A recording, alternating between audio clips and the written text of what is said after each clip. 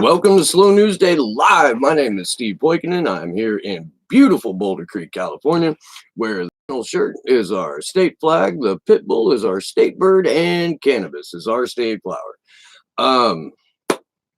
It's been about a week since I've done a live stream, and some shit has gone down, as shit will always do. Before I start the show today, I would very thank the new patrons for the show, as well as the people who have been with me from the time that I started having a Patreon. Thank you very much. I'm going to be doing a patrons only live stream, not this Sunday night, but next Sunday night, and I'm going to start doing those regularly for the people who are patrons of the show.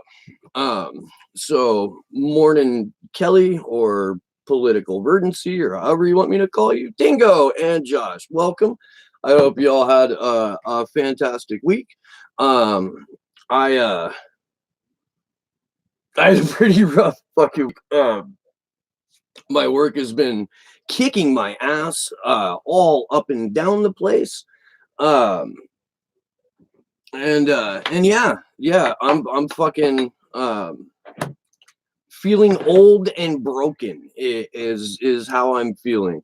I wanted to talk specifically about the Dakota Access Pipeline protests, and the two people who we found out just a couple of days ago could be facing up to 110 years in prison for what amounts to fucking with the flow of commerce. And I'd like to juxtapose that with the woman who was found guilty of murdering Botham Jean. And I'm not going to say her name because I don't think a protected class of criminals deserves to have their names out there. So fuck that woman, fuck her for being a murderer, and fuck the system that gave her 10 goddamn years for killing a man in cold blood. Because we know she'll get a third of her time cut if she doesn't start shit, and we know that she'll get another third of her time cut if she becomes a trustee, or does wears the fucking, I don't know what color they are in Texas, but in the states that I've been locked up, they're white prison jumpsuits, or white jail jumpsuits, and it knocks time off of your charge and you get out earlier. So she'll do maybe 3 or 4 years max, and she'll walk from having murdered a black man in cold blood, and she'll walk right into like a 6-figure fucking security job or a consulting job. Nothing will alter fundamentally the way this woman's life turns out after she gets out of prison, the way that it would if you or I were to be locked up. I'm going to read from Gizmodo, which I enjoy, but I'll link it in the description. It's one of the very, very few articles that I could even find about this. And you guys know how I roll. If I can find an independent source that will have it, I'm going to read it to you. I don't always trust Gizmodo, but this is short and fairly straight reporting. So I'd like to go ahead and Yesenia Funes for her work. Jessica Resnick and Ruby Montoya have been charged with up to 110 years for several federal crimes. We're now like 3 years removed from the Dakota Access Pipeline protests. And we're going to get into those a little bit because we're 3 years removed from them. And it's possible that you guys forgot how fucking deep and intense this whole movement was. So back to the article real quick. In July 2017, Resnick and Montoya stood before Iowa Utilities board office and described burning parts of the pipeline and pieces of equipment along the route of the Dakota Access Pipeline. This was all illegal as hell, but the activists wanted to see the project delayed by any means necessary. With DAPL, we have seen incredible issues regarding the rule of law, indigenous sovereignty, land seizures, state-sanctioned brutality, as well as corporate protections and pardons for their wrongdoings, Resnicek said during that summer day in Iowa 2 years ago, per the Des Moines Register. Now, Resnicek and Montoya face up to 110 years for prison for these alleged crimes. If convicted, they would be the latest to go to jail for protesting the pipeline. All of the other individuals been incarcerated are indigenous. These are the first two quote-unquote white people who are being charged with protest action. There were 761 arrests made during the protest, but only 5 individuals have served time. Some are still in prison, others are on parole. And as Carl Williams, executive director of Water Protector Legal Collective, put it, still under control of the federal government. I just dropped a fucking cigarette.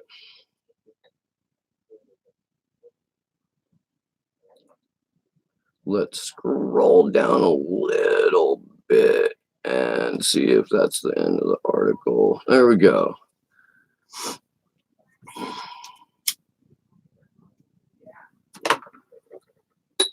Yeah, like I said, this is a Gizmodo article, so there isn't a whole lot to it.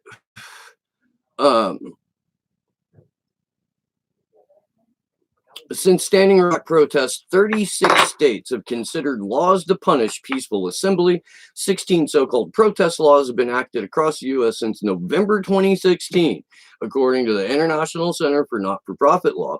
In Texas, which passed one of these laws in June, more than 24 protesters who shut down an oil port in September face up to 10 years in prison for their move. What Standing Rock did is it opened the door for further criminalization of peaceful protest. It opened the door for massive counter surveillance to take place during this kind of event. And that's something that I wanted to call back to, because there were only a couple of people in quote unquote independent media who really dug into what was going on at Standing Rock. And as far as I know, one of the only few people who can just call upon this information in some sort of a mental Rolodex and remember the name of Tiger Swan, the private security company who ran these counterintelligence operations on the pipeline protesters, is Graham Elwood. So big props to Graham Elwood for letting this die.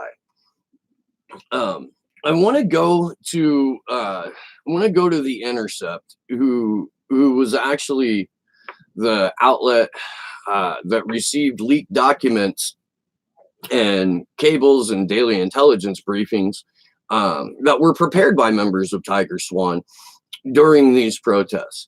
Tiger Swan is a Merc outfit that was created by a couple of members of Delta Force. These are Iraq and Afghanistan veterans who wanted to work for the type of private security firm that Blackwater was, the Eric Prince's shady fucking Merc organization that's involved in God knows how much bullshit, which is honestly something I would really like to get into one day with Whitney Webb, because she's got the good dirt on Eric Prince. Per the article, and this is what I kind of want to talk about, the leaked documents include situation reports prepared by Tiger Swan operatives in North and South Dakota, Iowa, Illinois, and Texas between September 2016 and May 2017, and delivered to Energy Transfer Partners. Now, of course, both Tiger Swan and Energy Transfer Partners didn't want to talk about any of this shit. Come on, article. Where are the fucking cables? A leaked report dated September 14th, 2016 indicates that Tiger Swan met with the North Dakota Bureau of Criminal Investigation regarding video and still photo evidence collected for prosecution. Same document describes plans to continue, this quote, continue building person of interest folders and coordination with law enforcement intelligence. Tiger Swan reps also describe conversations between companies' operatives and FBI agents on at least 4 occasions.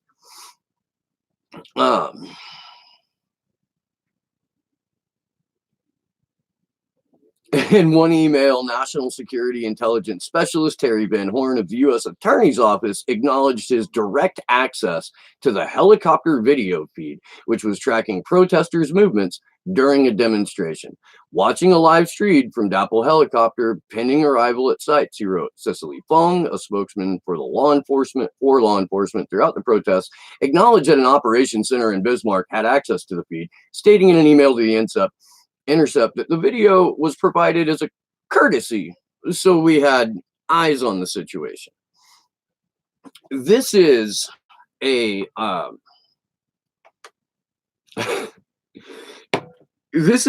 full-scale counterintelligence operation set into motion by what amounted to bored Tiger Swan employees. There's another Intercept article that I'm going to try and pull up, but my computer's slow as fucking. It might take a moment. That exposes Tiger Swan's rat in all of this, and the guy's name was Joel McCullough, former Marine who was providing all of this intel to Tiger Swan as their infiltrator in some of the camps. I don't know if any of you guys were there. If you were, fucking right on. I heard recently corporations had a major win over environmental activists and right to protest. Yes, Kelly, that's true. We've had, like at least according to this article, 16 states have already passed anti-protesting laws. There were 36 states that had those laws on the ballot in 2018. I guarantee you they will come back in 2020 as the planet becomes more unsustainable, as income inequality becomes more untenable, as we head to a financial collapse that, while orchestrated, appears unavoidable because of the machinations behind it. As those things happen, protest is going to become the only recourse that we have. So criminalizing it ahead of the game, as well as invoking the Taft-Hartley Act, which criminalizes general strikes, is well, it's the oligarchy's way of making sure that us fucking rabble don't get anything approaching what we need, let alone what we want.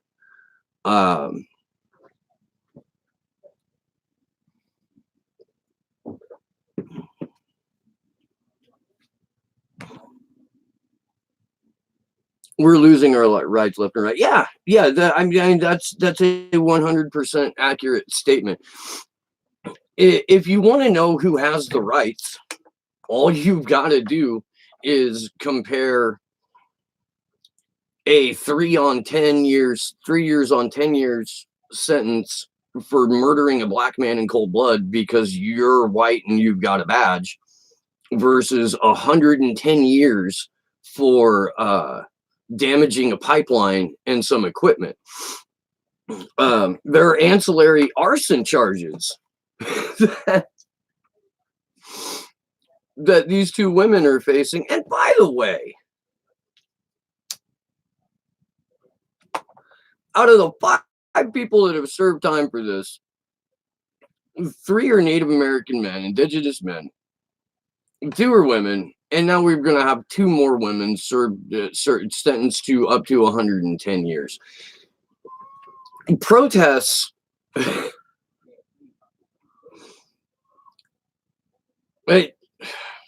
I don't want to say this. If your counterintelligence operation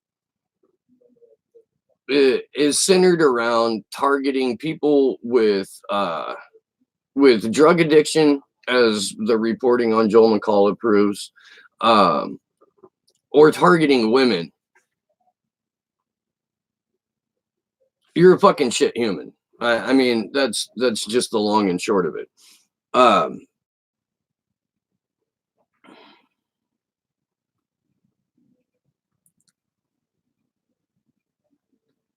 In the situation report dated October 16, 2016, Tiger Swan applauds a recent increase in bail in Lee County, Iowa, calling it significant because this may impede protesters from risking arrest due to the high cost to be released from bail. The document contrasts the county's tactics to those used by others. Calhoun, Boone, and Webster County law enforcement are not supportive of DAPL's security mission. The report says, noting these agencies reluctant to arrest or cite trespassing individuals. Let's be perfectly clear about this. The land that they were building this pipeline through was Lakota Sioux land. The Standing Rock Sioux had every right to claim that land. What the pipeline did was rob them of that and put one of the most destructive forces that we have created, the fucking oil pipeline, over the bones of their ancestors. For these fucks to cite some sort of eminent domain or manifest destiny, to call it their land, and to claim that the indigenous people who lived on their land were trespassing on their land is the height of fucking hubris. Makes me sick.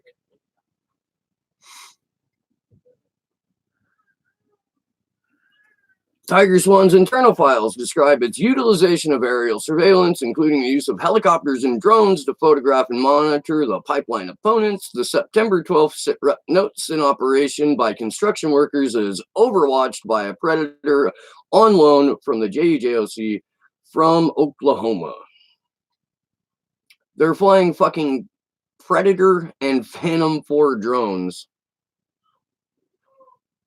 equipped. Oh, this is different. But yeah. Phantom 4 and Predator drones over some fucking pipeline protesters. One of the daily intelligence updates notes plans to obtain night vision goggles, LRAD's body armor, and forward-looking infrared FLIR cameras. Again, the same tactics being used by the United States military and the ancillary mercenary groups that form as private security consultants and firms out of members of the military. The same tactics, the same operational procedure, the same code words when they're discussing it are being used on domestic protesters who are trying to prevent the further destruction of their habitat.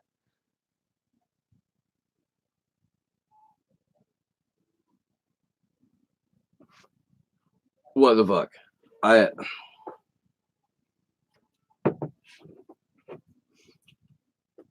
We need to get louder than ever before Bernie gets screwed the second time. We need to start chanting WikiLeaks at his rallies. 99% need to rise up. Let's talk about this for a second, man, because I've been catching some shit for it.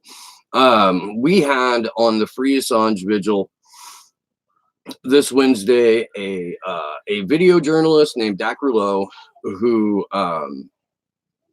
has been going to town halls all over the Northeast trying to get a candidate to comment on record regarding Julian Assange. Sometimes it works, sometimes it doesn't. Sometimes he gets a really shitty or condescending answer like he did from Cory Booker. Sometimes he gets a very detailed answer that is positive like he did from Tulsi Gabbard. What he got from Bernie was stammering and I can't answer that question yet, and then he turns his back and goes and continues shaking hands. I love my friends who are Bernie strong. I do. I love you guys. You know that. I can even have civilized conversations with a couple of you. Thank you, George, for that. I don't know if you're watching, but thank you. And we don't leave with any ill feelings towards each other. Now I realize that those conversations are taking place off Twitter, and I realize that you pretty much have to have my signal in order to have those conversations. But my point is, civilized conversation in a grown-ass discussion can take place about this. It doesn't have to be the way that it's has been presented to me by a couple of people who are or sorry, the format that it was presented to me was you got had by the Tulsi Gabbard campaign because Tulsi Gabbard operatives were airing the show, and Tulsi Gabbard operatives like Dak are the people that got the footage. And I want to call bullshit on that, or at least provide a little bit more background to it. Before we did Wednesday's vigil, we reached out to as many content creators as we could to see if they would simulcast it. We've kind of been, I guess, inspired by the format that Susie Dawson is using with the One versus Five Eyes campaign. Because not only does she goes through Restream, so she's on multiple platforms, but Graham Elwood has also agreed to stream her Sunday night show, which you guys should all be fucking watching, on his channel. So we thought, it's crunch time. This is a pretty fucking important clip here. We're gonna have a lot of good conversation off of it. It's possible that other content creators would allow us to stream on their channel. So we reached out to a bunch of them. The only 3 that got back to us in time before the show that were around and able to do it was Anonymous Bites Back, Jason Carney, and people of the 99% who let us stream on their Facebook, and Nico House. So if it looks like a setup, plenty of other content creators had the opportunity to stream on their channel too, and kind of negate some of this rampant paranoia that comes up whenever you bring up any of Bernie's many shortcomings. You guys know where I'm at. No fucking political heroes. Stop fucking making heroes out of politicians. It is a really bad idea for you to put extra human powers, superhuman powers onto these very human, fallible people, especially if they're trying to get anything done in a rigged system inside a duopoly. What it does is it leads to fucking evangelism. We don't have room for faith-based campaigning. We don't have time for faith-based protestations of fucking what will come to pass.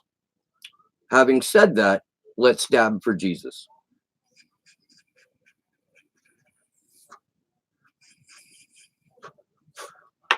Sunday morning show, we always got to take a little dab for Jesus.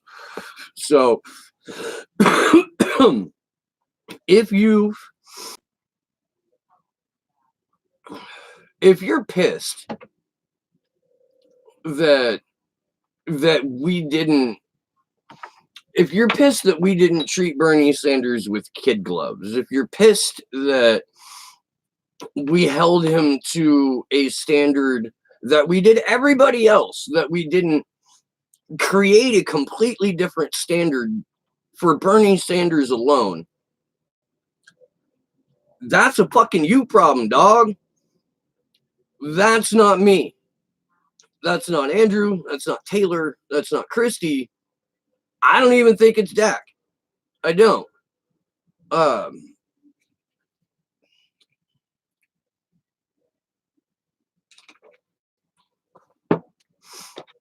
think I just saw somebody in the chat say Bernie didn't even talk about his beatdown. You're correct, Jeff Alderman. Bernie has not. If he's forced to comment on what the DNC did to him, on what the media did to him, on what on what all of his political opponents have done to him, if he's forced to comment on that, the only reaction he has is past is past. I'm working on winning this campaign. Why you want to bring up bullshit? And I understand that if you're a politician and you're trying to win a political election, you have to maneuver politically in order to survive. At the same time, I have never seen a group of non-dogmatic, a-religious to atheist people promote the kind of evangelism that they have for one Bernard Jesus Sanders. If it was anybody else, you would hold them more accountable than you are Bernard Jesus Sanders.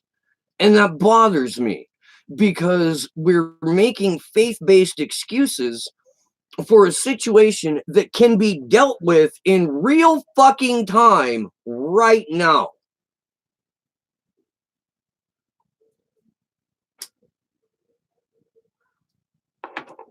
Have a fantastic day, Rob. On the other hand, I believe a lot of us would not be involved if it wasn't for Bernie and Jeff. Oh, credit. I'd like, yeah, absolutely. 100%. What happened to Bernie in 2016? The way that all went down got a lot of people to start paying more attention. Where I fear that that attention has stopped or got caught in a loop is in thinking that voting against a pre-selected candidate in a rigged election is still a realistic avenue for substantive change. And on top of that, that if by some miraculous endgame scenario Bernie Sanders is president, that by executive order or by dint of wave election and that brand new Congress or our revolution or whatever, just us Democrats, whatever neat little fucking endless cash cow of a pack that formed in the wake of the 2016 election, whatever you want to call it, that wave election, this brand new era of progressivism that would come with a Bernie Sanders presidency. And again, this is all 100% speculation by the part of people that I love that are diehard Bernie Sanders fans. In their scenario, nobody addresses what about the existence of a global intelligence network? What about the existence of CIA MI5 relationships? What about the existence of CIA Mossad relationships? What about the Five Eyes? What about four?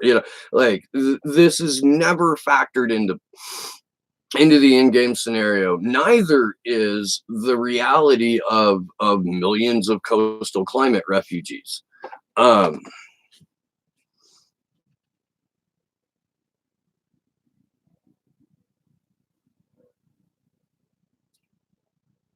You're still hearing the DNC learned their lesson?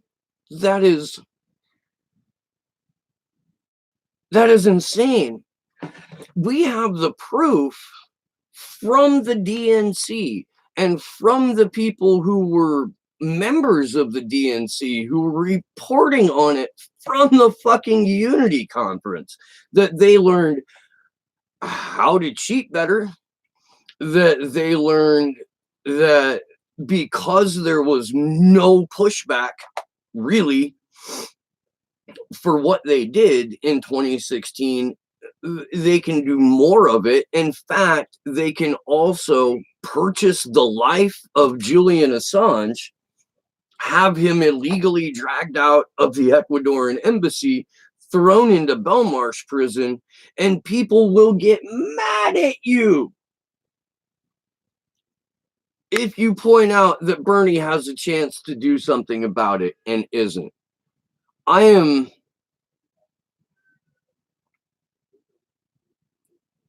fucking tired of the excuses. I really am. Russiagate allowed the DC blob to raise millions for the next horse race, all about the Benjamins, baby. Well, okay, so yes and no. Because through this last round, this last quarter of fundraising, where we found out that Bernie Sanders outraised everyone, there was an ancillary article that said the DNC had raised 7.9 million in the third quarter, but that their outstanding debt was 7.2 million. So they are starting quarter four right before the primary season, the DNC with a net positive of less than $750,000.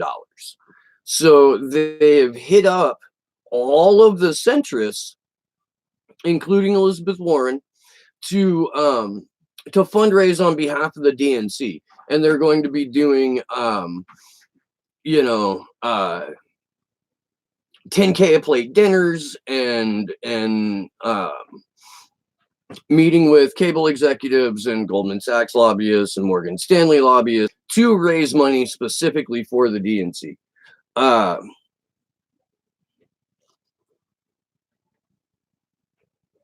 Do I think Bernie is just in it to raise money for the DNC? No. Do I think Bernie was shown the body cam video of the Seth Rich murder? Interesting thing about that, Chris.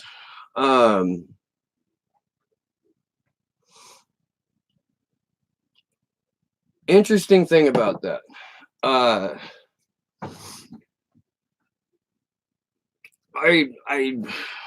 listened to an interview with a guy who goes by the name John Here to Help, and he claims that both Donna Brazile and the mayor of DC were at the hospital before Seth Rich was admitted, because it was just supposed to be a robbery.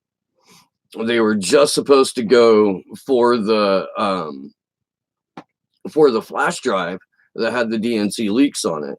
That they came to the hospital with a copy of the DNC servers, Don Brazone, the mayor of DC. It was an altered copy, and that is the copy, and that is what CrowdStrike looked at. This is all, I'm gonna have to break down that interview like bit by bit. And in fact, I'm gonna try and get the guy who was interviewed on the show. Fred Edward, the DNC has received less than 8 million. Yeah, exactly. 7.9 million is what they reported for quarter three.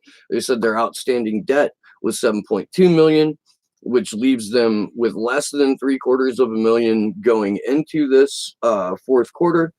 The bar is lower than it's ever been in universal health care. Can't even be the litmus test yet alone. People-powered elections.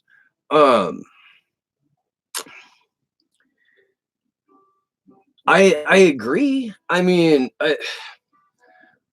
you don't wind up with a multiple bankrupted, multiple married. I'm pretty sure he bangs his daughter, connected to every fucking pedophile and fucking reality TV show, game show host / WWE Hall of Famer as the president without a low fucking bar.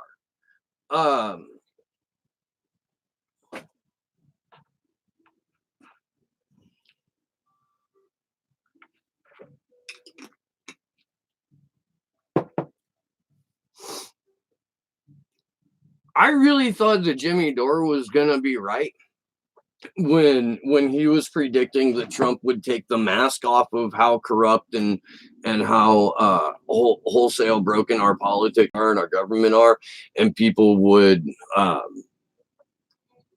gravitate towards a genuine populist. And if you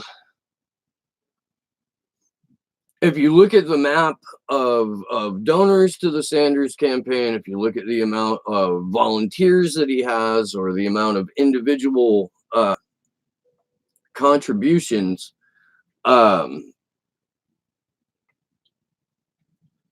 that's probably the case.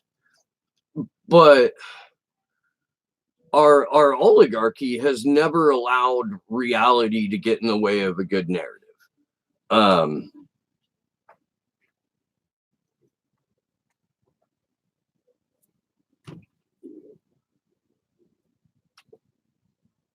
Yeah, I think a lot of people did. I think a lot of people hope that what Trump would accomplish is exposing the rot at the root of our system. But because of the manufactured confusion in this country, we have a voting populace, and this is very, very, very fucking important to remember.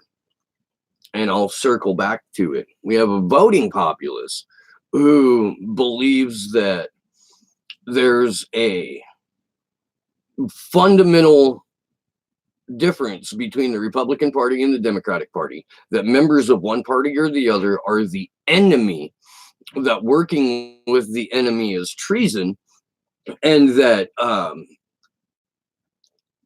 either the deep state manipulated the outcome of the election or the Russians manipulated the outcome of the election. And the argument that the deep state manipulated the outcome of the election is fucking just dumb, because Trump got in and he's supposed to be at war with the deep state, which is why he puts all of them in key positions in his administration. Less than 9 months. Any outsider that Trump tried to bring into his administration was gone, man. The most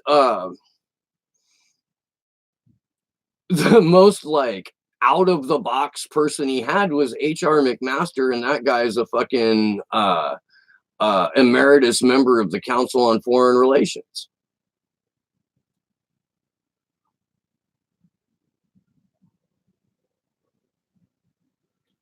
Hildemort set the bar subterranean.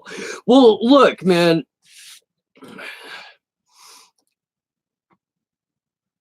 Do you remember when 2008 was supposed to be her turn too? Like, if you weren't politically engaged in 2008, I think you can still find it. Maybe you can still find it.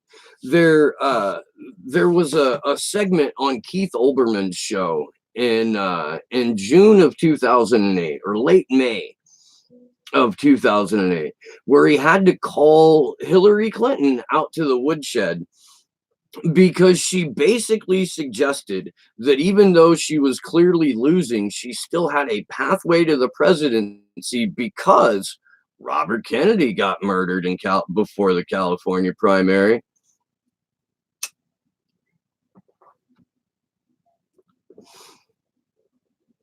Implying that if someone murdered Barack Obama, she would then have a pathway to the presidency.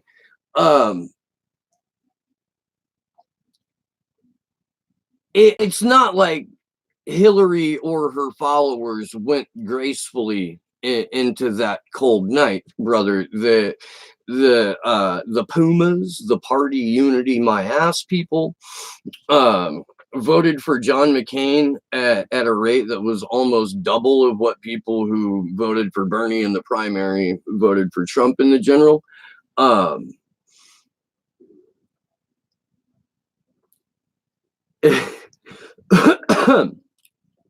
So 08 was supposed to be hers. It was only because Obama was such a machine candidate himself that he was basically a lab created technocrat and fucking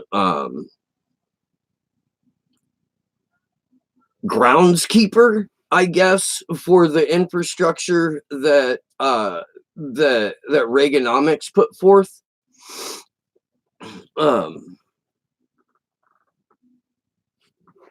That's why they let him win. I got fucking fired from the Nation and blacklisted because I wrote an article called Barack Obama Reagan with a Tan in 2008. The people that saw this coming just flat out didn't work. They ended up telling, like, yeah, you tell the truth about war, you tell the truth about presidents, you don't get a fucking job. And I wasn't I did not take blacklisting like, oh, I'm gonna go to RT now. Like, that's not how I rolled. Perhaps I should have, but I don't think we would be having this conversation now. And I'm stoked with where we're at.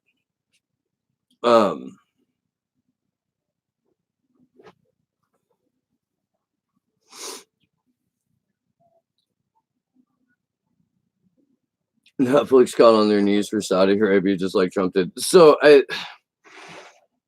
the Obamas are producers for Netflix now. Like the way that Netflix's original content finds a way to invoke the Russiagate narrative every time, to me, is indicative of the relationship that they have with both a former president and all of his NatSec fucking goons. It wouldn't surprise me in the least to discover that the majority of Netflix's executives have either a national security background or a political background at this point.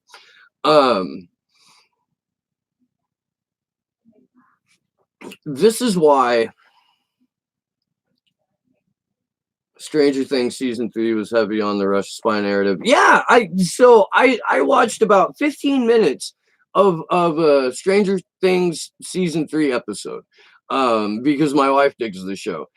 And man, they fucking started in on the Russiagate shit like immediately. I'm like, yo, dude, I'm sorry, I can't, you know, like, I love you and I don't want you to not watch the show. I just would prefer it if we watch something different together, and then while I'm gone, to do the Stranger Things thing.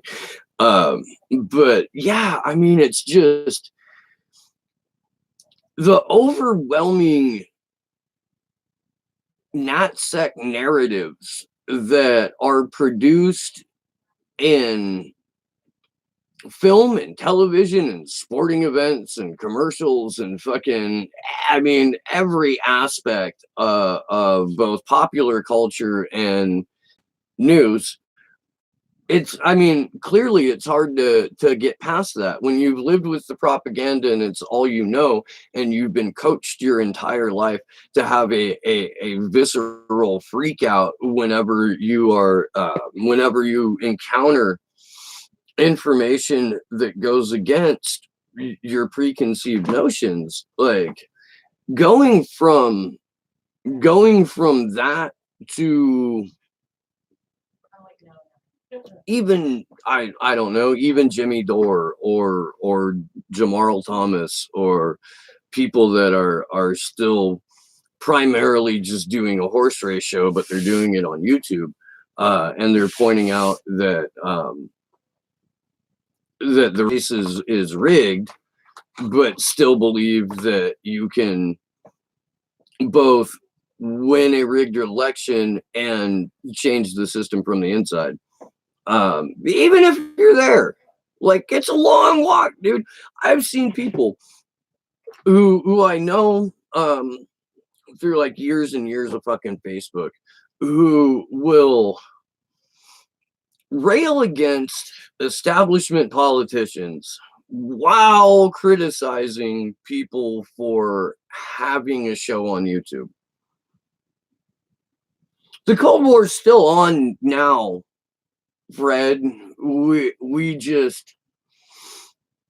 been engaged in a Cold War with China over the continent of Africa since like the late 90s, early 2000s.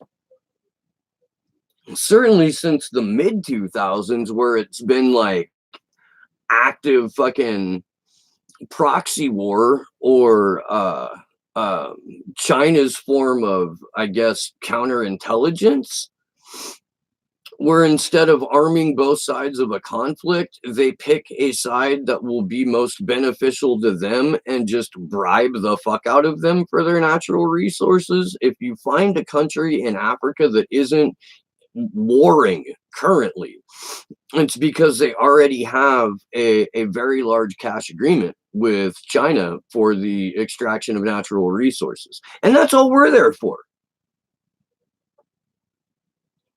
It's not like we're there to spread democracy and freedom juice. We're going after natural resources. It's what our foreign policy is based on.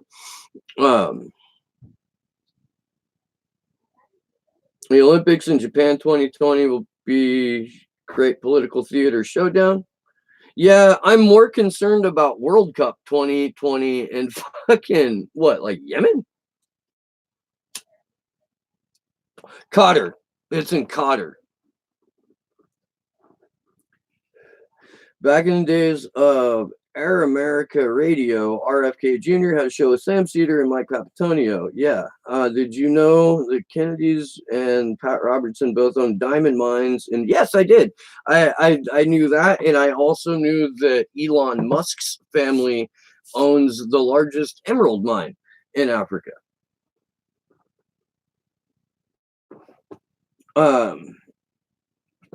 Air America Radio, I don't know if you guys, Mr. K, you obviously do. Air America Radio, I think it started in like 2004, I want to say, and it was short-lived. It was like liberal talk radio. And they named it after the airplanes, after the fucking heroin smuggling operation that the CIA was running back in the fucking Vietnam days.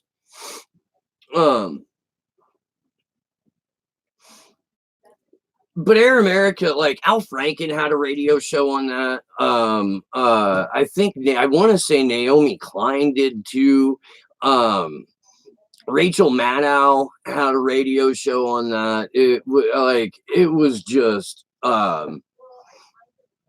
it was. It was supposed to be like the left's answer to Rush Limbaugh and Sean Hannity. What it turned out to be was a way to get mainstream Democrats elected. So I explained this on we did a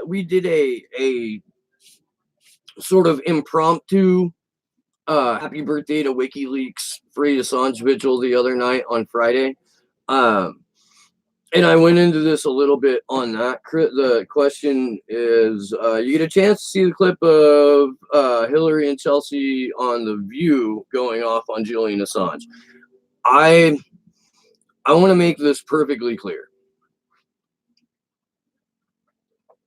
The most I have ever watched The View, from the time that it aired to now, the sum total of that exists in the clip of Pam Anderson going off on Meghan McCain. I up until then had not watched a solitary second of The View for any reason. And not because I've got friends who watch The View who I wound up at their house, or because I was dating a chick and it was how I was going to get pussy that day. Like, it never find. So no, I have not watched Hillary Clinton on The View. I can't think of a better descriptor of hell than that. However, Taylor Hudak, one of my co-hosts on the Free Assange Vigil, watched it yesterday, took the bullet for the team, and will educate me on the finer points of it. But at no point am I really intentionally going to go out of my way to ever watch The View.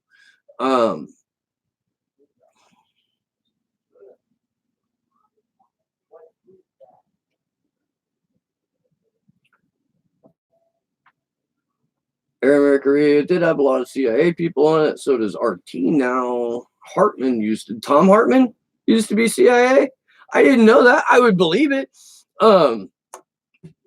It is my contention that the reason that Jamarl Thomas no longer talks to me is because the last time I was on his show, I asked him if he believed, as I believe, that Kyle Kulinski was Tom Hartman's Padawan.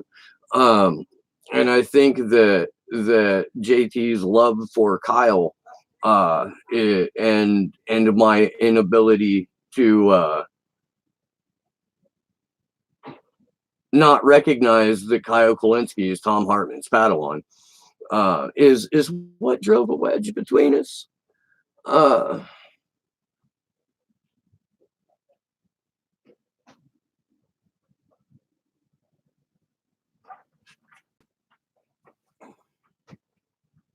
Definitely an odd name choice, Air America, for that liberal bunch. You know, it's hilarious, man. I mean, seriously, we made a fucking movie about the drug smuggling ring that the CIA led called Air America. And they're like, we're going to name our liberal radio station after that.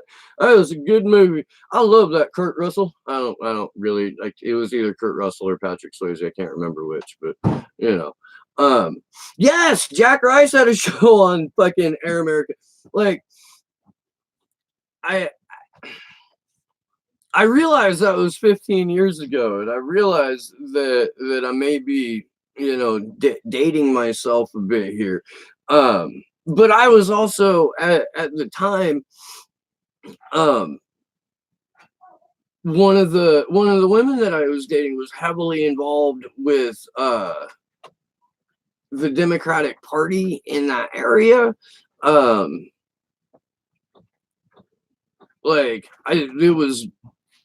It was a lot of fucking media saturation from that particular political sandbox. And oh, dude, like, I guess that was the trade. That was the trade I made for not having to watch The View, was listening to a lot of fucking Air America. And in hindsight, I think that's about the same level of pain. But Hildemort neglected to admit the court ruled against the DNC versus Wiki. Yeah, funny thing about that, Fred. And whenever I read your name in the chat, I want to say Fredward, and I like have to stop from doing it. And it's not it's just how it reads to me. I guarantee you that no one brought up the DNC's dismissed with prejudice lawsuit. And you got to remember, it wasn't just WikiLeaks and Julian Assange that was being sued in that. Like, they sued the entire Russian Federation. They sued fucking Vladimir Putin himself. They fucking sued each and every person that Bob Mueller had indicted as working for whatever troll farm that had the whole like $100,000 worth of Facebook ads that totally swung the election.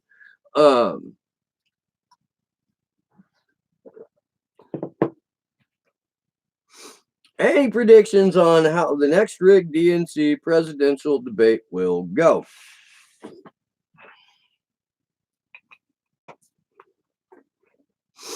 I can tell you what I'd like to see. And then I can tell you what I think might happen in like vaguer terms. But what I would like to see is Tulsi getting her mic cut because she starts talking about Julian Assange. I'd like to see that. I would like to see Bernie Sanders dismantle the argument that having a stent put in should end his political career, because you know that that's going to come up.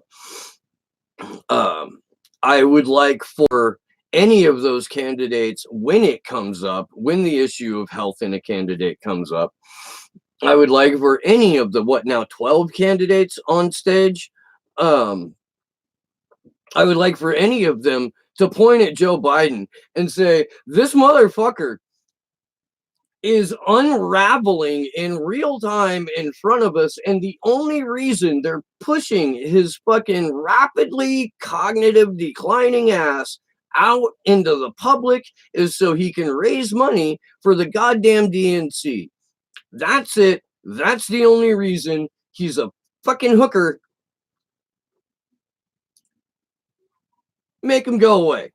Like, I would love for that to happen. I would love for Bernie Sanders to just completely dismantle Elizabeth Warren, but I don't think that he will. I don't think that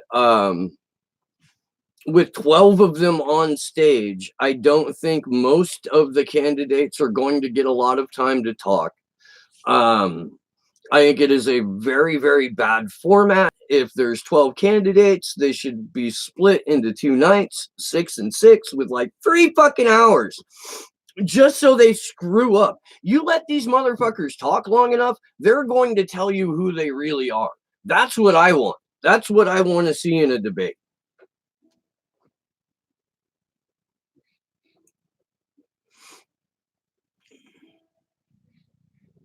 Just like Mueller was ordered to stop claiming FBI Russia connection against no evidence of a government. Yeah, no, and he was threatened with censure for it if he went into that. If he didn't stop trying to associate. What was the exact wording? Oh yeah, the Russian like troll farm narrative and the fucking even the hack narrative. Mueller was threatened with censure for that, and part of that is why he went into that next hearing and came out of it, as Jimmy Dore describes it, looking like he went through elder abuse,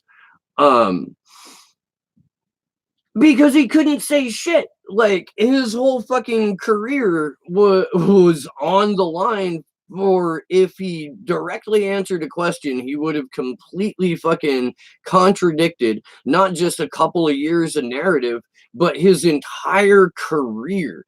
And as far as I know, there's only a handful of people besides Jimmy Dore and Jason Burmis and me who have pointed out over and over again that Mueller was selling the Saddam has weapons of mass destruction narrative so that we would go ahead and get into an illegal war in Iraq that we're still fucking in.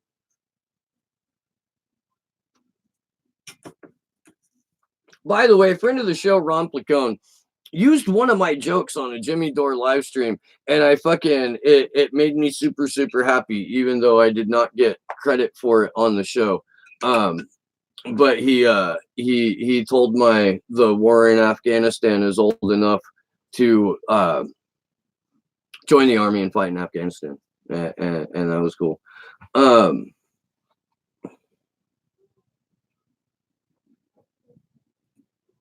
Oh, is that the cast of the show? Ellen Ratner, Mr. K. Ellen Ratner is named in Ed Butowski's complaint as the go-between for Seth and Aaron Rich and WikiLeaks. Is that who was in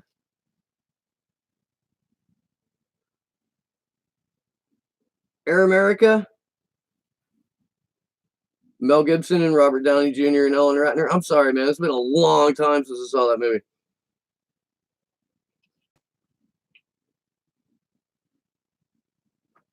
Tom Steyer bought his. Oh, of course he did. He's a goddamn billionaire.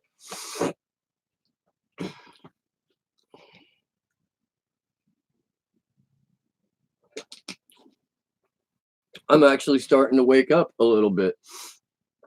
But yeah, Ellen Ratner is fucking fast. You know what? I have that. Let me. I have the Butowski complaint right here. And by the way,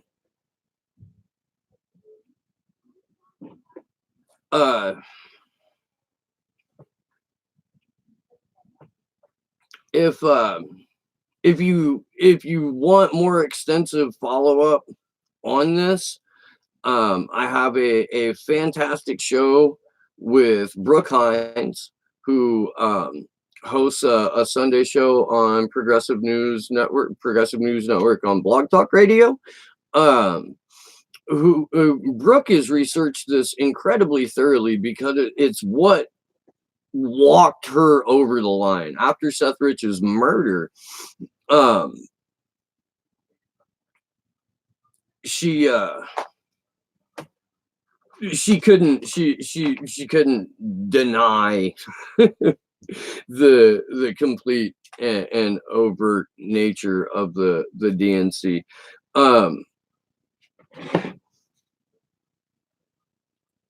So this comes out. This Ty Clevenger's blog. Ty Clevenger's a lawyer in Florida. But yeah.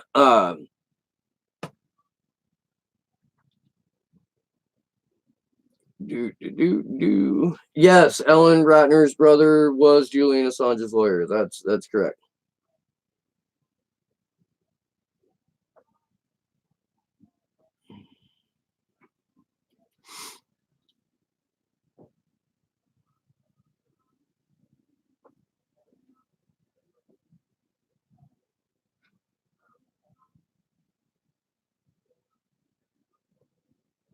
I'm trying to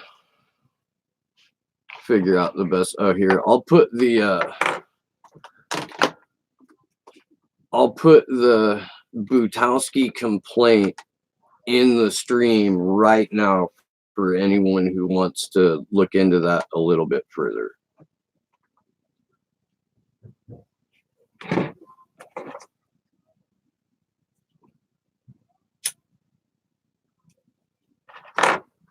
Sanders has money, he's doing it MOU like Hillary and by the DNC. If it was that simple, Dingo, I think they already would have. I don't for a moment think that the DNC. I don't think that the DNC would allow themselves to be bought by the Sanders campaign the way that they were bought by Clinton's campaign. I just don't see that as a thing. Y'all, I gotta get ready to go to a memorial service. Basically, my surrogate mom and surrogate grandparents to my kids passed away, and the service is happening at the studio where I shoot the show. Because I'm pretty sure I've explained a few times the building where I go to shoot Slow News Days from time to time, and where I've done the vast majority of my interviews, is it's a converted studio / workshop, woodshop, slash living quarters, slash gathering place. And it was a converted former post office that was also once upon a time the location of a whorehouse called the Swamp House here in the Santa Cruz Mountains.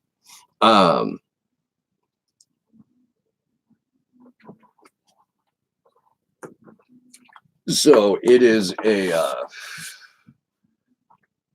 it's also kind of a community center too, man. Like the guy Barry who owns the studio, who produces his show, he opens his studio to like high school kids and junior high kids every Wednesday for a number of hours. It's really hard to get time there, to book time there, because it's rehearsal space for a number of different bands. It's a recording studio. There are people who will fly in from parts unknown to cut their albums there. I mean, it's a really, really cool place, and we're really stoked to have it here.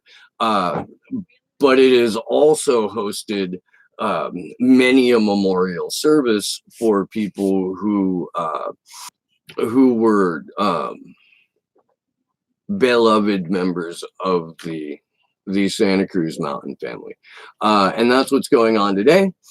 So before I split, if you enjoy the content here, if you enjoy the vibe here, if you dig the room, and you're not already subscribed to the channel, please go ahead and do that. Ring the notification bell. It unfortunately doesn't guarantee that you get notified when I go live or drop a video, but it increases your chances greatly. If you really dig the show and you currently support independent media and you'd like to add this channel to the list of independent media that you do support, you can do so by becoming a patron of the show. You can go to patreon.com/slownewsday. There's no minimum amount. There's no tiered thing. I am very, very close to my first goal, which will allow me to get the kind of internet upgrade I need to do more, to pay less in studio fees and more in internet fees, and be able to do the kind of shit that I do at the studio from here at my house.